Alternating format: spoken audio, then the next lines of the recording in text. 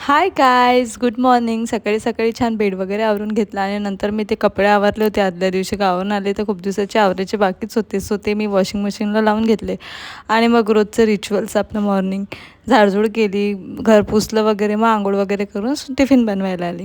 आणि टिफिनमध्ये मी फुलकोबीची भाजी करणार होती. सो मी टोमॅटो वगैरे कट करून घेतला आणि फुलकोबी मी चिरत नाही, ते तोडून घेते, फ्लॉवर्स कट करून घेते छोटे छोटे, म्हणजे हातांनीच त्यांनी टेस्ट वाढते असं मला वाटते.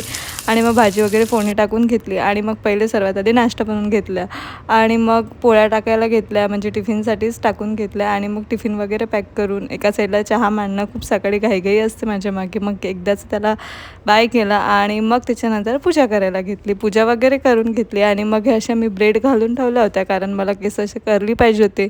आणि मग हे ब्रेड घालून मी थोडा वेळ आराम केला आणि मग संध्याकाळी मी छानशी साडी घातली होती सरप्राईज करायसाठी.